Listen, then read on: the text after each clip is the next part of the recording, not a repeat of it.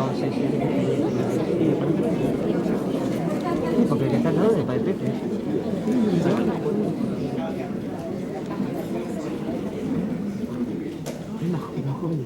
Hola, buenas tardes, bienvenidos. Muchas gracias por acompañarnos hoy.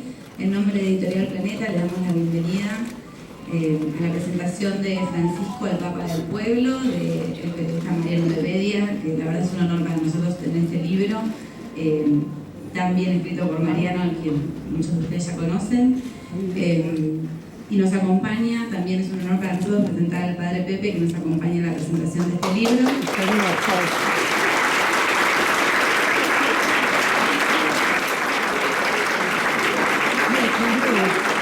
Nada, lo dejo con los autores y otra vez muchas gracias. Bueno, buenas tardes a todos. Muchas gracias por venir, por darle este marco tan generoso, tan importante a la presentación. Un agradecimiento, el primer agradecimiento para la Editorial Planeta, que tuvo también la generosidad y la rapidez de encomendarme esta biografía sobre Francisco, el Papa. Ahora les voy a contar cómo surgió el libro. Y bueno, y gracias por el trabajo conjunto que hicimos en un tiempo periodístico así de cierre diario. Es un trabajo a full, ¿no? Y también el agradecimiento al Padre Pepe, amigo y bueno, sacerdote a quien todos conocen, a quien todos conocemos, que día a día da testimonio de su ministerio sacerdotal. Además, tengo la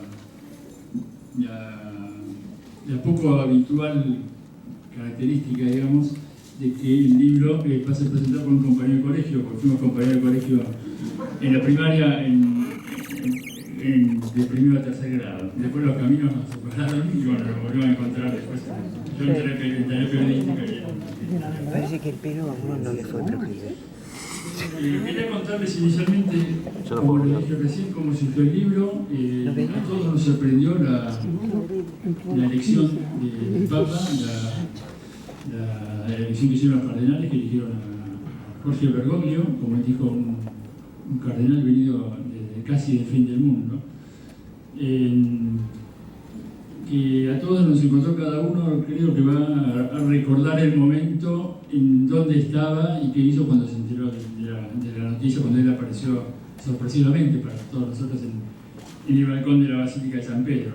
A mí me encontró en el diario, trabajando en la redacción, en un clima de mucha expectativa, cuando se conoció que se había elegido Papa, cuando había salido la fumata blanca, y en ese periodo transcurrió casi una hora hasta que se conoció quién era el elegido. Bueno, la expectativa fue creciendo y como todo acontecimiento periodístico, la redacción se vive de una manera muy especial, con mucha intensidad.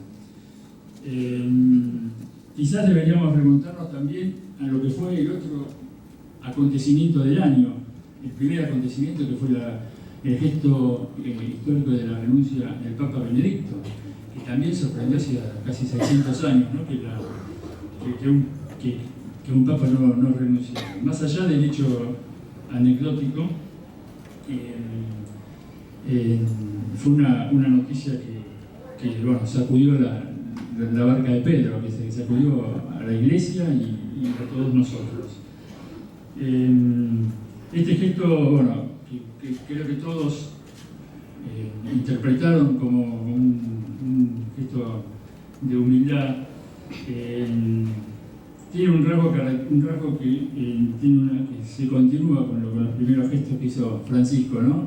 Fue un rasgo mostrar el rostro humano de la Iglesia, un signo de humanidad que con el estilo que él mostraba a todos nos sorprendió.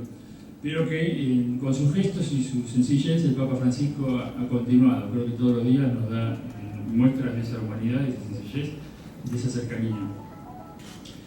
A mí La noticia de la elección del Papa, como le dije, me encontró en la redacción del diario. La Nación estaba cubriendo el desarrollo del cónclave y, bueno, y las etapas previas, ¿no?, de la elección, con dos corresponsales, con Elisabetta Piqué, que es nuestra corresponsal en Roma, y Luisa Corradini, que se había trasladado desde París. Con la elección del Papa argentino, la inmediata reacción del diario fue enviarme a Roma. El mismo día me dijo: mañana te vas a Roma, preparar el bolso. Y mientras que tenía que cerrar 2 notas del día y acompañar el cierre de la edición, tuve que hacer las gestiones, que bueno, me lo hicieron en el diario, pero para partir al día siguiente a Roma. Allá, bueno, me sumé al equipo que estaba cubriendo el desarrollo de, bueno, ya había terminado el conclave, pero bueno, los primeros días del ministerio de Francisco. Antes de viajar, el mismo día que cuando todo estaba en ebullición por la conmoción que había causado la elección del Papa, el mismo miércoles recibí un llamado de Ignacio Iraola, gerente editorial de Planeta, a quien conozco desde hace casi 20 años con contacto profesional de todo mi tiempo que estuve a cargo en el área de cultura en el viaje. Y bueno, me comentó la inquietud que tenían de conversar para contarle al mundo quién es el Papa. Por ahí los argentinos, cada uno de su visión, tenía una idea formada, ¿no?, del cardenal Bergoglio, de su figura, de su ministerio pastoral, pero para el mundo era una figura desconocida. Entonces, la editorial quería, bueno, que un periodista contara a través de un libro que, como es todas las publicaciones del Grupo Planeta, que tiene alcance y difusión en los países de América Latina y en España, donde también ya está ofreciéndose el libro.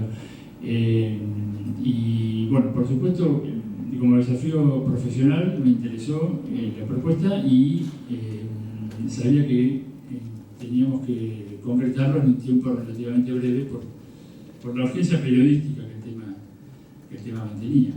Yo al día siguiente tenía que viajar a Italia, bueno, cosa que hice, con lo cual desde allá, más o menos dentro del poco tiempo disponible que me quedaba para la cobertura del diario, que fue intensa porque a eso se sumó la visita de la presidenta Cristina en Roma, también tuve que cubrir.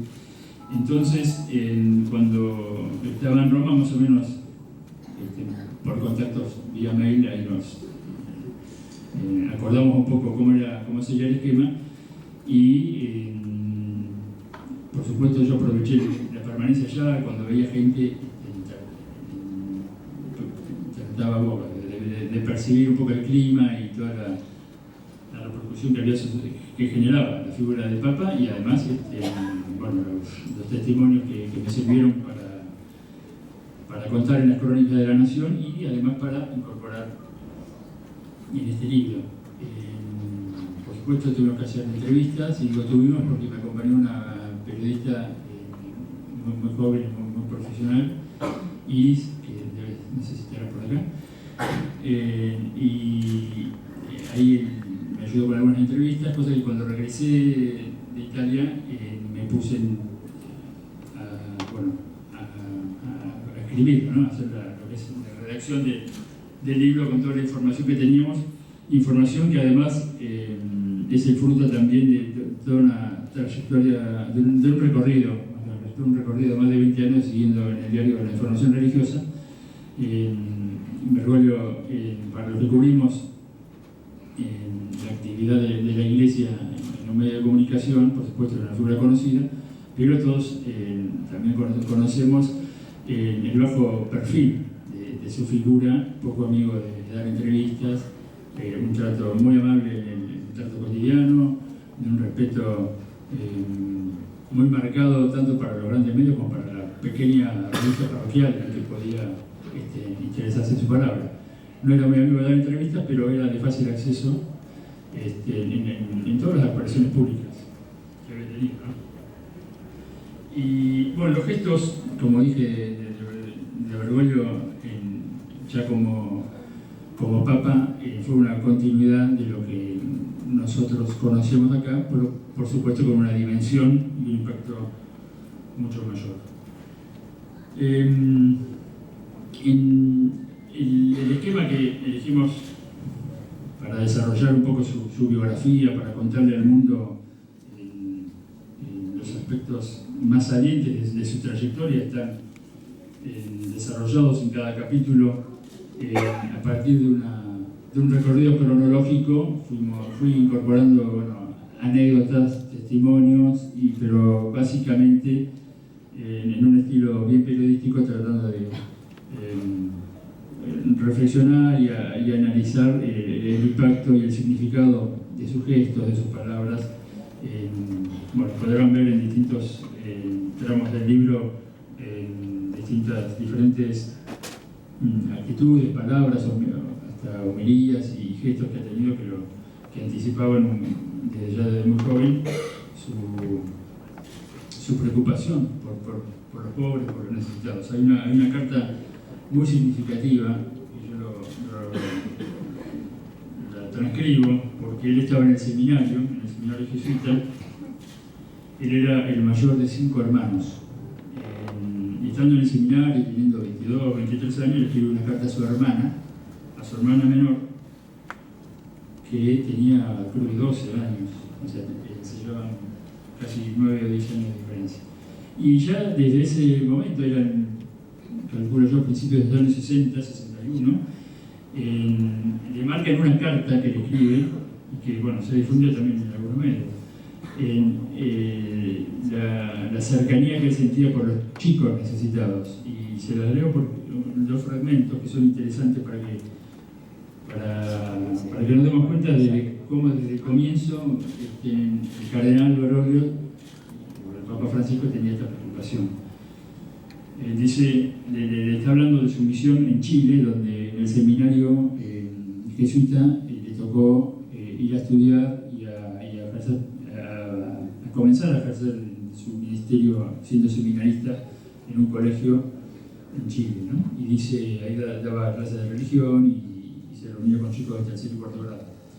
Entonces él dice, los chicos y las chicas son muy pobres, algunos hasta vienen descalzos al colegio. Muchas veces no tienen qué comer y en invierno sienten el frío en toda su crudeza. Tú no sabes, le dice a la hermana, lo que es eso, pues nunca te faltó comida. Cuando te sientas a la mesa, muchos no tienen más que un pedazo de pan para comer, y cuando llueve y hace frío, muchos están viviendo en cuevas de lata y a veces no tienen con qué cubrirse. Era en los años 60, 61, y uno piensa que perfectamente podría ser escrito ahora, para describir la realidad tan cercana que conocemos en estos momentos en Argentina. Y dice, los otros días me decía una viejita, Padrecito, si yo pudiera conseguir una frazada, qué bien me vendría, Padrecito, porque de noche siento tanto frío, y lo peor de todo es que no conocen a Jesús. No lo conocen porque no hay quienes se lo enseñen. ¿Comprendes por qué te digo que hacen falta santos? Quisiera que me ayudaras en mi apostolado con estos niños. Tú bien puedes hacerlo. ¿Qué te parece si te propones rezar todos los días en rosario? Necesito que mi campo de apostolado fructifique. De tu propósito depende que un niño sea feliz. Por esta descripción vemos cómo tenían claro cuál era la visión a la que le llamaba el Señor, ¿no? Estos gestos, como decíamos, deslumbran ahora cuando aparece la vestimenta del Santo Padre, pero él ya lo hacía desde sus tiempos de seminarista, ¿no? Y después, como todos conocemos, en la pastoral que desarrolló en los barrios más necesitados, en las villas particularmente, donde el padre Pepe no puede contar e ilustrar en mucho más detalle. Y en el libro, trato de recorrer un poco su ministerio sacerdotal, su actuación como superior de los jesuitas, después su paso por la Vicaría Flores como obispo auxiliar de Buenos Aires. Guarrachino lo fue a buscar a Córdoba, así porque quedó deslumbrado por un retiro que le predicó en un verano y hizo gestiones para que lo pudieran elegir obispo auxiliar de Buenos Aires, una designación que tenía sus bemoles porque era un sacerdote de una congregación religiosa, era poco habitual, que un jesuita en este caso, si bien había otros antecedentes, pero no era lo más común, y se destacó siempre dentro de su prudencia y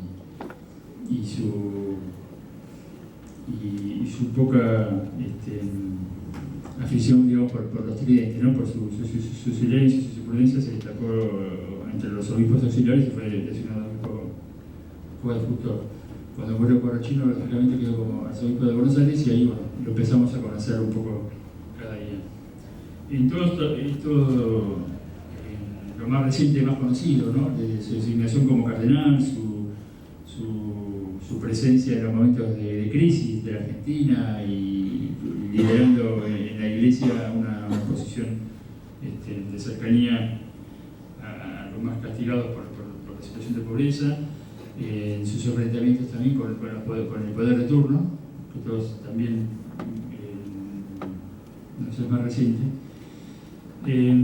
Y las anécdotas o las situaciones también están descritas que no son tan conocidas, pero que también lo pintan de cuerpo entero, como una que puedo contar en el libro a partir de un testimonio que recogí. En una oportunidad iba a una parroquia, se trasladaba creo que en el barrio de La Boca, iba en el colectivo vestido de sacerdote, porque siempre se manejó en el transporte público, ¿no?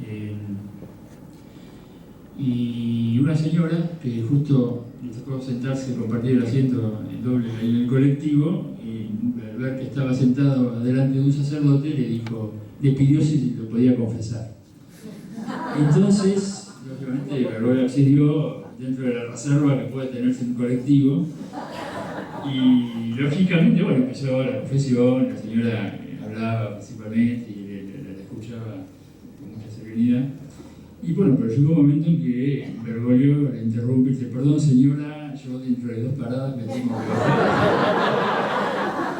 Entonces la señora dijo: sí, apuró un poco el paso de sus pecados, le dio una solución, por supuesto, como respondía, y llegado el momento se levantó para descender por la puerta trasera. En ese momento, otra señora del colectivo lo reconoce y dice: padre Bergoglio, monseñor Bergoglio. Y entonces, molesto por esta situación, como todos sabemos, no le gusta sentirse así el centro de la escena. De eso señala como: que se calle, que no hagan tanto alboroto. Y la señora que se había confesado empezó los gritos: me confesó Bergoglio, me confesó Bergoglio. Y ese bajó del colectivo pidiendo por favor que no te... Bueno, son entre otros los gestos así de sencillez quedan evidenciados con la decisión de residir durante su tiempo como arzobispo en un cuarto de la curia, en Rivadavia, al lado de la catedral, donde tienen residencia generalmente los sacerdotes que están retirados, en un cuarto muy sencillo, muy austero, declinando usar la residencia del arzobispado, que estaba destinada a los arzobispos, que estaban afuera de Buenos Aires, en Olivos, a lo cual él le dio otro destino. Él siguió viviendo, y aparte son testimonios como ahora que dan un ejemplo y cumplen. El nuevo arzobispo, por ejemplo, Mario Poli, anunció ya que iba a seguir viviendo en el puerto de Bergoglio. O sea, son testimonios, digamos, que dejan de ser una enseñanza particular o sin una característica particular de un sacerdote, sino que dejan su huella, ¿no? Dejan su huella porque de acá en adelante, no quiero decir que todos los sacerdotes tengan que vivir en ese cuarto austero, pero es una marca que él deja. Bueno, siempre preocupado por lo que es la piedad popular, la religiosidad popular. Pepe nos puede también ilustrar sobre eso. siempre destaca lo que es el tener a mano un rosario para comunicarse directamente con Dios, asistir a un enfermo, esos gestos que él llama propios del santo pueblo de Dios y que se resumen en la vida pública. Bueno, no quiero extenderme más, simplemente quise reflejar en lo que podemos encontrar en esta narración, que es una narración, como dije, periodística, y solamente, bueno, quiero de mi parte agradecer a Planeta, como dije, personalizando en Ignacio Iraola, director editorial de Planeta, que me encomendó el trabajo, y además también con el editor Rodolfo González Arzac, con quien trabajamos codo a codo a distancia, a través del mail, porque a medida que yo iba terminando cada capítulo, se lo iba enviando para ir avanzando en lo que es el proceso de edición, que es un proceso bastante engorroso, no solamente escribir una nota o un capítulo y salir. Eso requiere de una tarea de revisión, bueno, que hicimos en forma muy intensa en 2 semanas. Además de todo el agradecimiento a toda la gente que me permitió trabajar con la tranquilidad, en medio del agitado del tema, pero con la tranquilidad de tener todos los elementos a mano, especialmente Alejandra en casa, mi mujer y mis hijos. Bueno, quiero pasarle ahora la posta a Pepe y bueno, y todos te vamos a escuchar con mucha atención.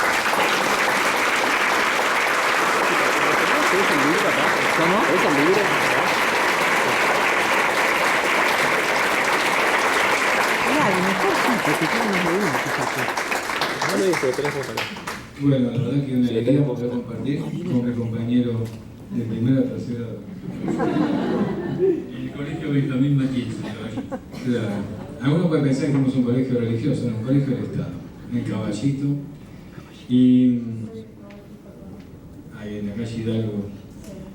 Y bueno, realmente creo que una de las cosas importantes del libro, para alguien que no está, pero que está en el cielo, es don Bartolomé de Beria, que seguro está presente, ¿no?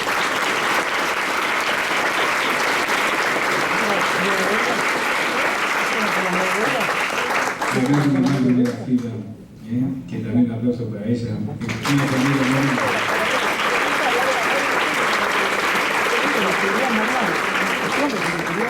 Creo porque uno encuentra en la familia de Beria, estos hermanos, un común denominador que tiene que ver con estos padres, esa fe que se traduce en las vocaciones que cada uno de ellos tiene, ¿no? Así que realmente una alegría compartir con Mariano y con la familia de él aquí. Y bueno, realmente este libro nos acerca mucho, porque yo, charlando con los curas, decíamos, claro, mientras estábamos acá, algunos conocíamos a Bergoglio, un poco más, pero la gente lo está conociendo a partir de que cambió de nombre, que se llama Francisco, ¿no? Porque estos gestos, esta manera de vivir de Bergoglio, para nosotros era muy común, porque realmente compartiendo el día a día, las propuestas pastorales que teníamos, cómo él se involucraba con nosotros era algo común. Y a veces uno piensa que lo común pasa en todos lados, y no es así, ¿no? Porque realmente me han llamado amigos de España, de otros lados, que se han acercado nuevamente a la iglesia por estos gestos que para nosotros eran comunes, pero no eran tan comunes para el mundo. Entonces, realmente estamos ante un momento muy importante, y el libro de Mariano creo que aproxima muchísimo para aquel, inclusive que lo tuvo a Bergoglio acá en Buenos Aires, inclusive en algún momento hasta a lo mejor estuve enojado con él porque, no sé, alguna corriente no coincidía con algún pensamiento, o a lo mejor nunca lo dejaron explicar las cosas que podía explicar tranquilamente. Y de pronto empiezan a conocerlo, ahora que es el Papa Francisco, y buena obra. Para él, y también para la iglesia, porque los valores que está transmitiendo son los valores que nuestra sociedad necesitaba. Y yo creo que lo que nos tiene que llevar, el libro de Mariano nos aproxima a un Bergoglio muy humano, la ciudad es muy espiritual, muy humano porque está muy ligado a lo concreto y a la vida común de un porteño que quiere ser cura, de un cura que se involucra con su familia, con su trabajo, con su congregación, y también nos acerca a un Papa que nos quiere dar un mensaje con su vida. Esto que decía de Mario Poli, que va a vivir en el mismo lugar, es verdad, deja una marca. Nosotros nos cuestionábamos lo mismo cuando éramos curas de las villas de Buenos Aires y recién lo conocíamos a él. Lo que más nos llamaba la atención, decimos, si este que es el que nos guía vive de esta manera, ¿cómo nosotros, siendo curas de Buenos Aires, no tenemos una vida similar a la de él? Entonces, creo que la imagen que nos da él, sus opciones de vida como sacerdote, como pastor de la iglesia, creo que también nos hacen preguntar a cada uno de nosotros de qué manera estamos viendo nuestro ministerio como curas y también como cristianos en general. Entonces, creo que el libro, y me alegro de que, como decías vos, que vaya a tantos países a través de esta editorial, va a hacer conocer a un hombre sencillo, que es lo que quiere la gente. Un hombre sencillo que transmite la fe, que transmite la vocación, el compromiso, y que lo hace de una manera simple y sencilla. Para nosotros fue un descubrimiento, porque no lo conocíamos a Bergoglio. Como contaba recién Mariano, a Bergoglio lo elige el cardenal Corrachino, lo trae de Córdoba. Nosotros no teníamos ni idea que existía un tal Bergoglio, al menos los curas diocesanos. Quizás en la congregación de los jesuitas sí, se sabía quién era, fue su general o su superior provincial, y de pronto para nosotros es desconocido. Y así que bueno, lo fuimos conociendo en sus primeros gestos, cuando fue vicario de Flores, que fue su primer nombramiento, y algún cura amigo que era bastante crítico, generalmente de los obispos, no había obispos que se salvara, me decía, bueno, ¿sabés? Este hombre, qué sencillo, viene a la villa, viene a tomar nota con la gente. Yo empezaba como, te voy a decir que no le creía mucho.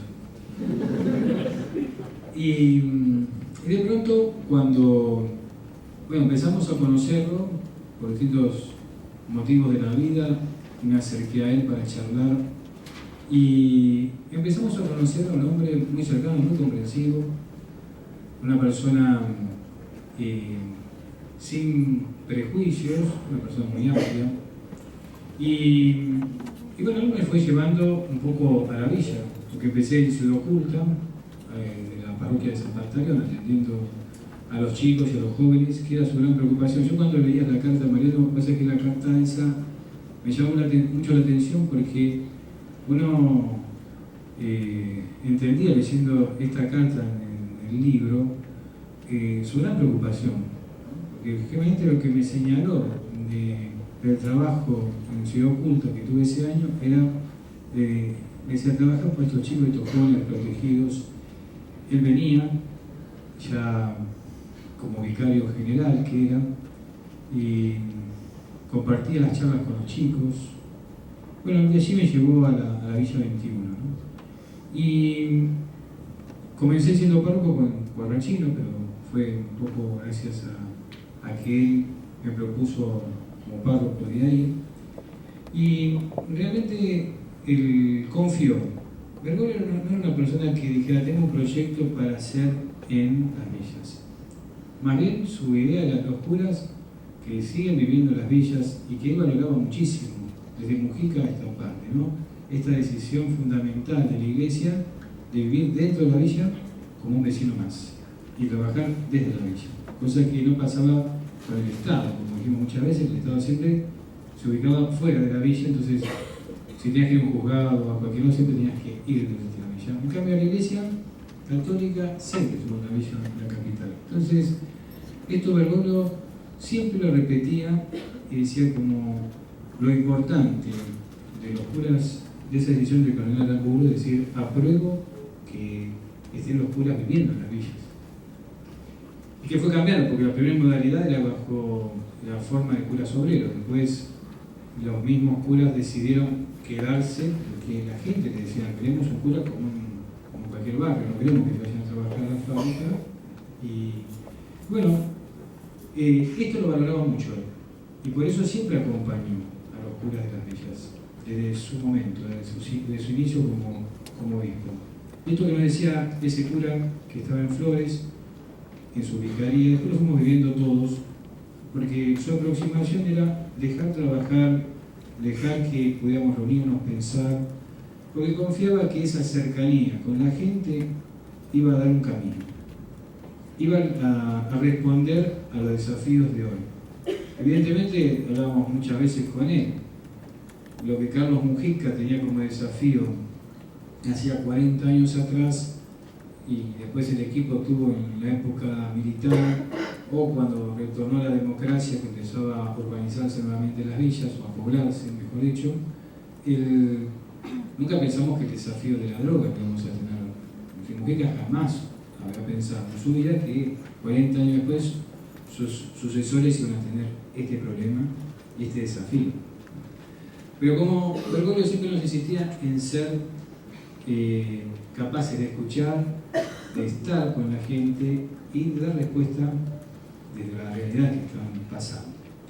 Y sobre todo en los primeros tiempos, Bergoglio era de aproximarse con más tiempo, ¿no? Teníamos más tiempo de vicario general, recién nombrado arzobispo, y teníamos muchos momentos con él, momentos en donde caía de sorpresa a lo mejor, en donde nunca elegía a lo mejor una fiesta grande. Nosotros por él lo invitábamos a las fiestas grandes porque teníamos que aprovechar a toda la gente. Pero vos lo invitabas a una capilla pequeña y venía con todo gusto, a una reunión de grupo de hombres y venía. Y recuerdo una anécdota del grupo de hombres que tiene que ver con el colectivo también, para reforzar esta idea del colectivo. Una vez hicimos una reunión de grupo de hombres y Bergoglio no es fácil que se emocione, ¿no? Porque eso es él es un tipo serio, así bien. Y de pronto le dijimos, bueno, ¿alguien quiere preguntarle algo al obispo? Una reunión, que como 100 hombres aquí en la Villa 21. Y uno dice, yo quiero decir una cosa, que yo hace un tiempo estaba viajando en colectivo, venía de la obra con mis compañeros, y empezamos a ir para atrás del colectivo, y vi atrás que estaba sentado el obispo, sí, cardenal Bergoglio. Y bueno, yo le digo a mis compañeros, me contaba este muchacho, el que está ahí es el obispo nuestro. Eran todos muchachos de Paraguay, ¿no? Que vienen trabajando en la obra. ¿Cómo van a viajar acá? Pero sí, vamos para el fondo. Entonces fuimos para el fondo, decía que iban empujando a la gente para llegar hasta la entrada de Bergoglio, y él le pide la bendición. Y entonces Bergoglio le da la bendición, y entonces ahí le agradeció que él, que podía vivir de otra manera, viviera como vivían los obreros, los habitantes de la villa, lo más sencillo. Él, las pocas veces que lo ve a Bergoglio con los ojos rojos, ¿no? Así como emocionado, como que este albañil de la Villa 21 le tocó el corazón, con algo que realmente para él no lo hacía para quedar bien. No es que estaba viajando a la villa para que los de la villa dijeran, él baja Bergoglio en colectivo. Esto lo encontraron en otro lado. Entonces, este papa de las villas, como dice la gente del barrio, realmente se ganó eso porque fue comprendiendo a la gente, fue visitándola. Tengo muchísimas anécdotas, podemos quedar hasta mucho tiempo, pero realmente lo más importante es esta cercanía que él mantuvo. Y yo decía otra vez, cuando en alguna entrevista me decían que es lo más importante de Bergoglio.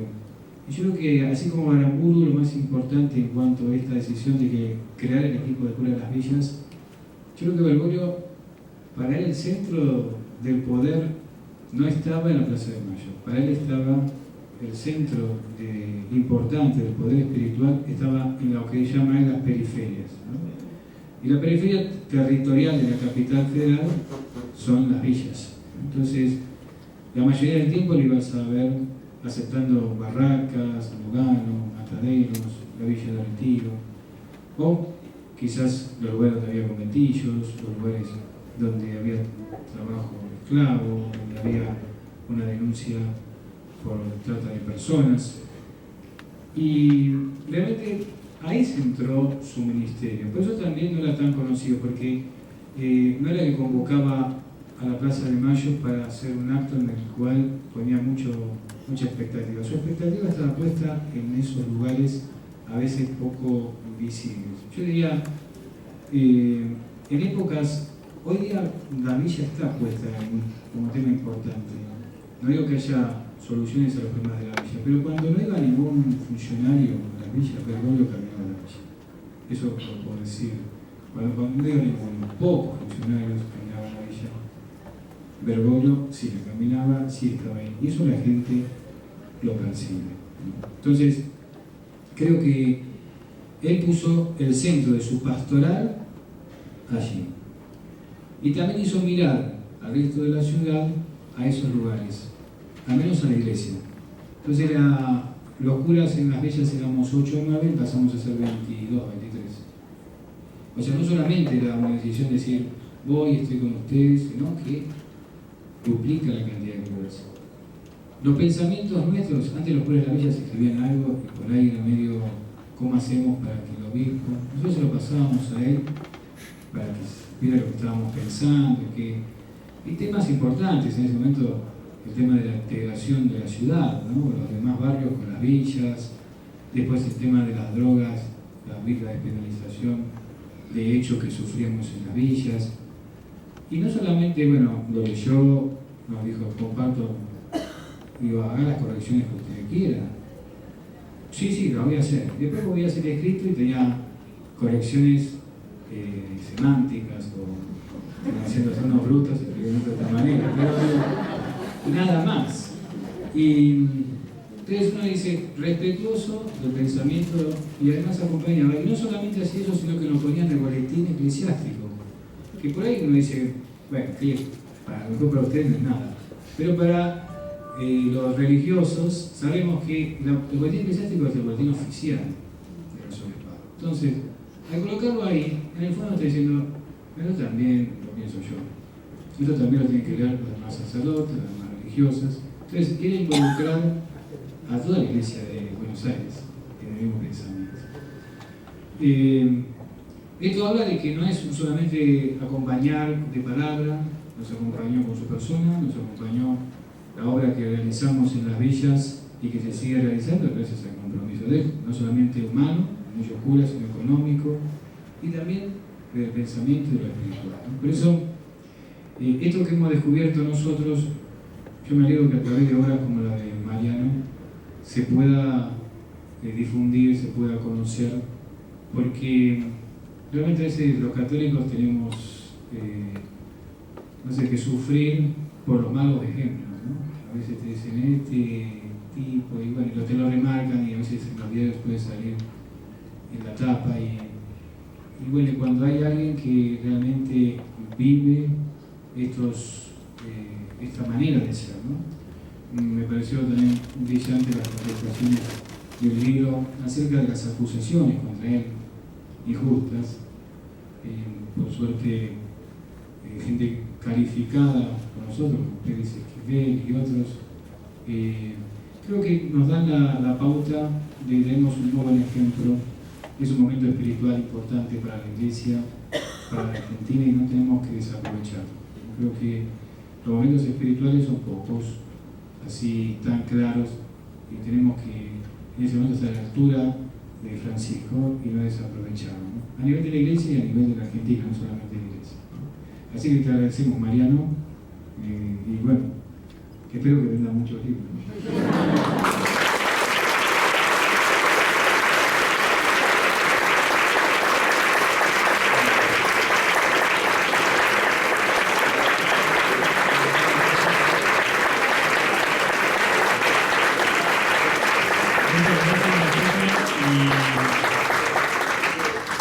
en mi condición de periodista no puedo evitar hacerte dos preguntas. No, básicamente dos consultas que me gustaría tener tu reflexión. Una, ¿cómo va a seguir el trabajo de la pastoral en las villas, en la diócesis de Buenos Aires, incluso en la extensión a otras diócesis, como en la diócesis de San Martín? ¿Cómo va a seguir ese trabajo? ¿Cómo se va extendiendo? No estando, bueno, por supuesto, el apoyo va a seguir estando por parte del arzobispo, pero ¿cómo se va a ir extendiendo y organizando? Yo creo que lo bueno es que se ha formado, siempre fue un equipo de sacerdotes y lo fortaleció mucho Bergoglio con la opción de mandar más sacerdotes jóvenes y también de esto de reunirse. Fíjate que el desafío de la droga no solamente dijimos una palabra. Yo me acuerdo que Bergoglio estaba muy preocupado cuando me amenazaron de muerte. Yo me acuerdo cómo se puso, se agarró la cabeza, se sentó y me dijo, si tiene que pasar algo, prefiero que me maten a mí. Y me acuerdo ahora, ¿no? Pero digo, muchas veces cuando pienso en Bergoglio me acuerdo de ese momento. Creo que él logró, a través de su opción, fortalecer el grupo que ya venía hace 40 años, pero en este tiempo, frente a los desafíos que tiene. Por ejemplo, yo le propuse, cuando me iba, que viniera tu hermano Lorenzo a las 21, porque habíamos estado juntos, los dos empezamos las cosas más importantes y era la persona adecuada, que hoy lleva adelante la parroquia con todo y sigue desarrollando más proyectos todavía. Y estaba siempre abierto. O sea, creo que ha logrado fortalecer un equipo que el desafío nuestro, lo hablábamos el otro día con alguno de ellos, es tratar de que no se quede en la ciudad, ¿no? Por ahí la presencia mía en el Gran Buenos Aires significaría poder ampliar, ¿no? Creo teniendo como base lo de la ciudad de Buenos Aires, porque el Gran Buenos Aires está muy desprotegido, porque no están acostumbrados a que son pocos los lugares donde el sacerdote vive dentro de la villa. Yo vivo ahora en la Cárcova, pero la misma gente dice, ¿y este por qué vive acá? O sea, y acá en la villa de Buenos Aires es lo más común. Si no viviera el cura, irían a protestarle al obispado. Y bueno, de hecho, el obispo nuevo lo ha elegido él. Así que yo creo que en ese aspecto va a seguir, y creo que un desafío interesante sería como extender, es una etapa diferente de aquel primer grupo, esto al Gran Buenos Aires.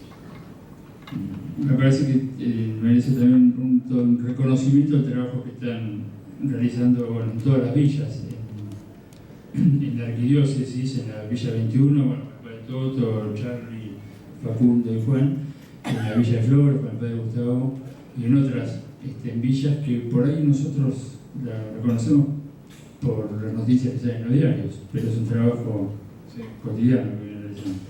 Y la otra pregunta que te quería hacer es, ¿cuáles son los desafíos ya a nivel más global, los desafíos que tiene que enfrentar Francisco en el timón de la Iglesia? Yo creo que tenemos que marcar un camino. Por ahí, con estas cosas que vos señalabas y estas decisiones de él, estos primeros pasos, ¿no? También de dónde vivir, no solamente acá, sino allá en el Vaticano, de qué coche usar, qué manera de vestirse, o sea, están metiendo un modo en donde el cardenal o el obispo o la persona que va al Vaticano, que se sentía príncipe de la iglesia, tiene que sentirse servido por la iglesia, ¿no? Que los príncipes queden en el castillo de al lado, ¿no? Y eso es muy fuerte para él. Creo que es un momento primero donde tiene que marcar un camino, y él es bastante inteligente, lo está marcando, lo está señalando, como diciendo, bueno, se viene este tiempo. Los tiempos, creo que la presencia de él va a hacer que la gente se acerque más a Dios. Y esto es importante porque el agnóstico está dando un pasito, el que a lo mejor se pasó a otra región también, se va acercando más a Dios y a la fe en la iglesia. Tendrá que profundizar algunos temas, pero a veces el humor de Europa no es el mismo humor de África o de América, ¿no? O de América Latina. Latina, de América del Norte. Cada uno, a veces Europa es de transmitir sus problemas y pensar que son... Europa es capaz de transmitirla pensando que es la Iglesia, que los mismos problemas en todos lados, si no es así. Por eso tiene como desafíos más bien regionales. No sé, los cambios que a veces le pide la gente, no sé, a veces uno escucha esas entrevistas y entonces, ojalá que cambie esto, que las mujeres sean sacerdotes, no sé, esas cosas no creo que sean algo que vaya a ser ahora, si es que se va a hacer. A veces la gente confunde lo que puede ser disciplina eclesiástica, que sí puede cambiarlo, que se pueden dar pasos, sin lugar a duda, que otra que tiene que ver con la fe, ¿no? Como, no sé, le piden, para que han visto el aborto, ¿cómo? ¿Qué está diciendo? No va a cambiar del aborto, una cosa es la comprensión a la gente que aborta porque tiene un problema, porque está en una encrucijada, que no tiene un buen acompañamiento, que está mal asesorada, lo que sea. Entonces, a veces la gente confunde. Yo creo que él va a iniciar un camino y que el cambio es que no lo va a hacer él, que lo van a hacer otra. Pero creo que así como el obispo de aquí, José de la Base, decidió vivir de esta manera, también es una persona austera, Mario, no es que no está. Pero también el Papa que venga no va a poder subirse una limusina, no va a poder, o sea, tiene que profundizar un cambio que inició Bergoglio. Claro, tal vez uno de los principales cambios sea la actitud que está mostrando con sus gestos y no necesariamente que haya que esperar cambios doctrinarios, ¿no? o cambios revolucionarios en el sentido de convocar un nuevo concilio o cambiar la doctrina de la Iglesia. Por ahí con los gestos que está mostrando ya está haciendo un cambio y tal vez esa es la principal reforma que está sobrellevando. Bueno, te agradecemos mucho, Pepe, y creo que podríamos quedarnos mucho más tiempo, pero sé que los tiempos en la feria con los auditores son bastante rigurosos. Les agradecemos mucho a todos y especialmente la presencia y la molestia de acercarse hasta acá para no solo para venir a la presentación del libro, sino para ayudar a conocer, a hacer conocer un poco más a este Papa que lo teníamos tan cerca y que a veces no le prestábamos tanta atención. Bueno, muchas gracias por todo.